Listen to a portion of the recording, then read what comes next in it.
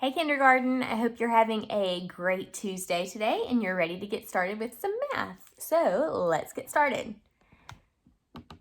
Okay, I have a new 10 frame for you today and I want you to take a minute and look at it and see if you can figure out what number is this 10 frame showing. Okay, so to figure out what number is on the 10 frame, you may have done several things. You may have counted this 10 frame. So let's count and see how many we see. Ready? 1, 2, 3, 4, 5, 6, 7, 8, 9, 10, 11, 12, 13, 14. So you may have counted like that to get this answer. How else may you have seen this 10 frame and solved? You may have noticed that there's a whole 10 frame that's filled up here. And you may have said, okay, well, I know when the whole 10 frame is filled up, that is 10. And then you may have counted on after that. So you may have said 10, 11, 12, 13, 14, and gotten it that way. You may have said, this is 10, and then I see that this is 1, 2, 3, 4, and I know 10 and 4 together is 14. You may have solved the problem that way. Another way that you may have figured out that this was 14 is by going, oh, in my brain, if I was to put another counter right there, I see that that is 3 whole rows filled up. And I know each row is 5. So 5, 10, 15. And then if I take that one away, 1 less than 15 is 14. So you may have gotten 14 that way. There are several other ways that you may have gotten the answer and solved. Those are just a few. But keep working so that your brain is able to look at this and just go, ooh, 14, without having to think. It does take some practice, and that skill is called subitizing. But if you keep practicing looking at sets of numbers and working on recognizing how many it is without having to count, your brain will get smarter and smarter. Oopsie. Okay, we're going to move on to our word problem of the day. Okay, let's read it together. I'm sorry, guys. I'm trying to figure out why my screen looks a little crooked. Okay, let's read it. Ready? Rudolph had 2 candy canes. Dasher had 1 candy cane. How many candy canes do the 2 reindeer have in all? Okay, so let's think about that. Let's read through it again and listen for the question so that we know how we're going to have to solve this problem. Rudolph had 2 candy canes. Dasher had 1 candy cane. How many candy canes do the 2 reindeer have in all? Okay, did you hear the question that we need to answer? How many candy canes do the 2 reindeer have in all? See, it ends with a question mark. Okay. So now let's read through it one more time and listen for important numbers or words that will help us to solve how many candy canes do the 2 reindeer have in all. All right, Rudolph had 2 candy canes. What do you hear that's important in that sentence? The 2, right? Rudolph had 2 candy canes. Dasher had 1 candy cane. What's important in that sentence? 1 candy cane. How many candy canes do the 2 reindeer have in all? Okay, so we know Rudolph has 2 and Dasher has 1. We're going to figure out how many they have in all.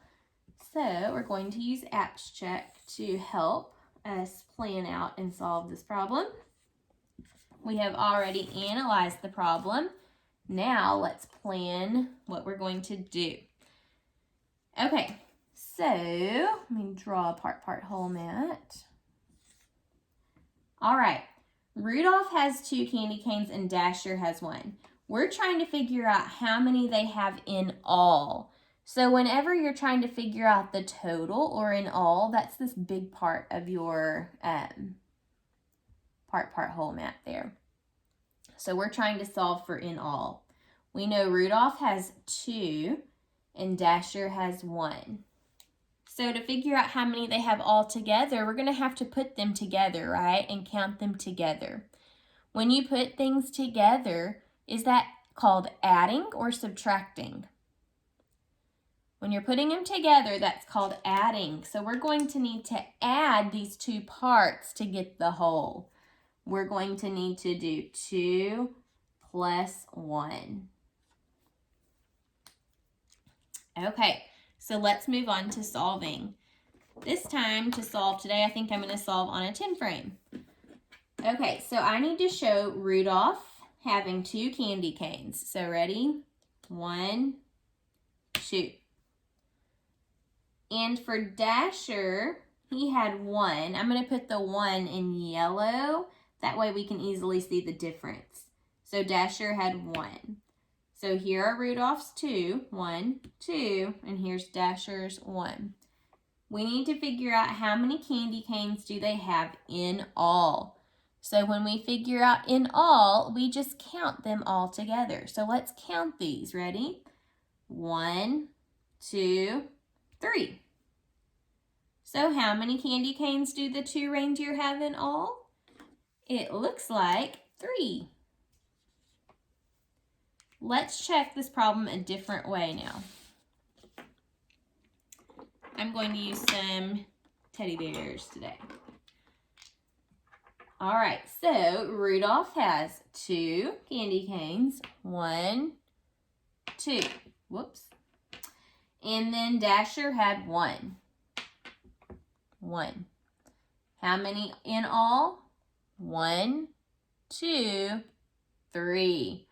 So we got the same answer 2 different times. And look, we did 2 plus 1. And we have figured out 2 plus 1 equals 3. So we can answer the question, how many candy canes do the 2 reindeer have in all? They have 3 candy canes. All right, let's move on to our 3D shapes that we started discussing yesterday. Let me clear out my area really fast.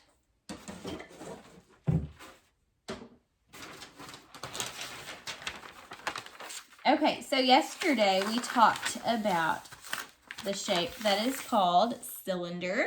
Remember, this was a cylinder. We talked about cones. This is a cone. We talked about spheres, or a sphere. And we talked about cube. So today we're going to learn some important vocabulary words that goes along with each of these shapes. We're only going to talk about 2 of the shapes today, and then tomorrow we'll talk about the other 2. So today, let's just focus on cylinder and cone. Before we do, though, we need to talk about what these 3 words are. So this word is surface. Actually, it's surfaces because I added an S to the end, but surface.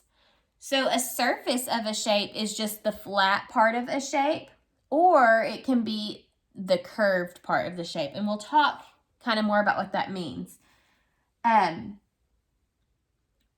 So I'll talk to you about it as we learn it. How about that? As we talk about each shape. But a surface is a flat part of the shape.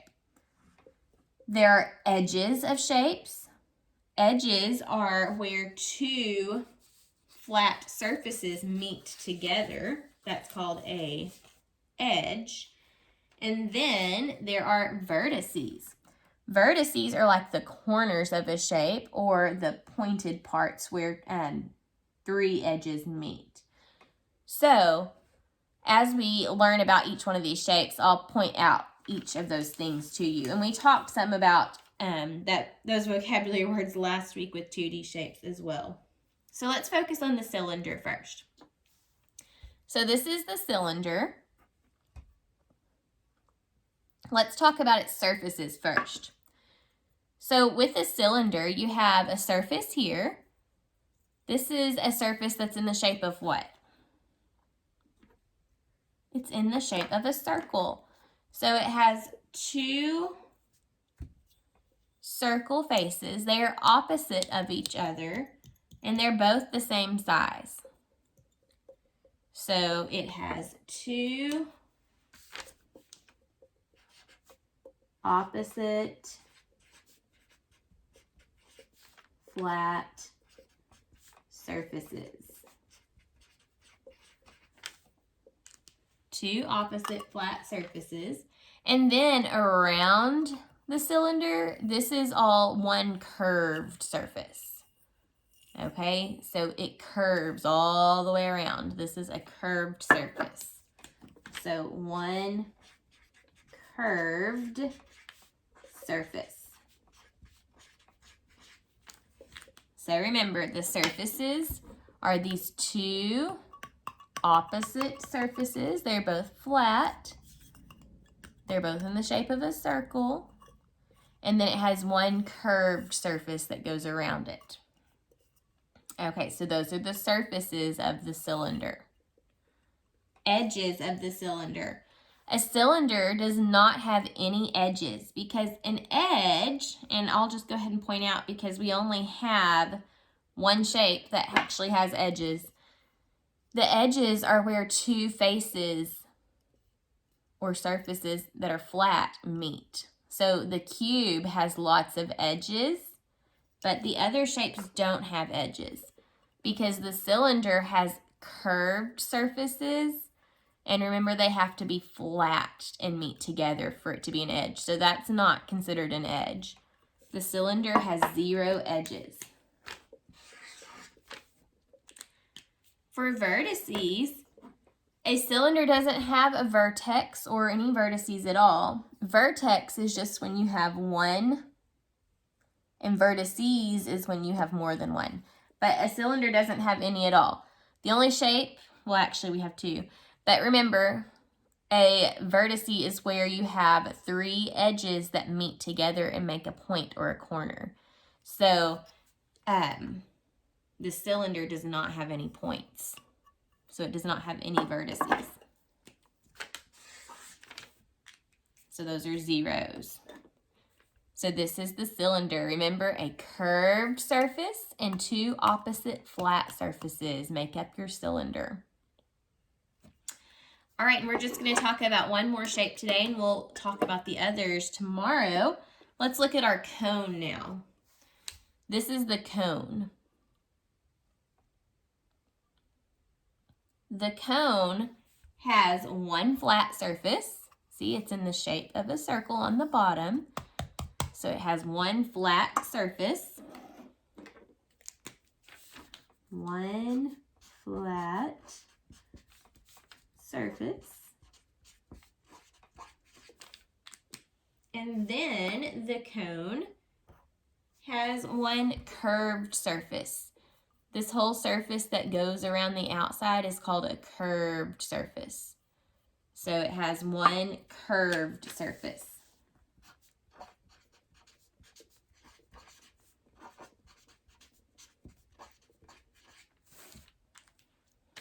For edges, the cone doesn't have any edges because remember, an edge has to be where you have 2 flat surfaces that come together. But the cone doesn't have any flat surfaces. It just has a curved surface and then one flat surface on the bottom. It doesn't have any place where 2 flat surfaces meet. So the cone has 0 edges. For vertices, the cone just has one point here at the top. So this is called a vertex. When there's just one, it's a vertex. I've also heard this called an apex before too, but we're going to call it a vertex. So one vertex, or one point. This is a vertex though at the top where it's pointed.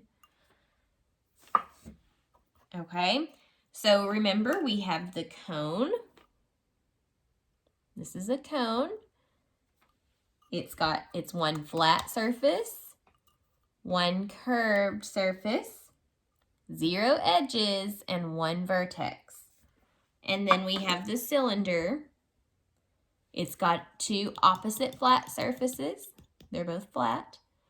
And 1 curved surface. It does not have any edges, and it doesn't have any vertices either. So these are, what are they called? Cylinders.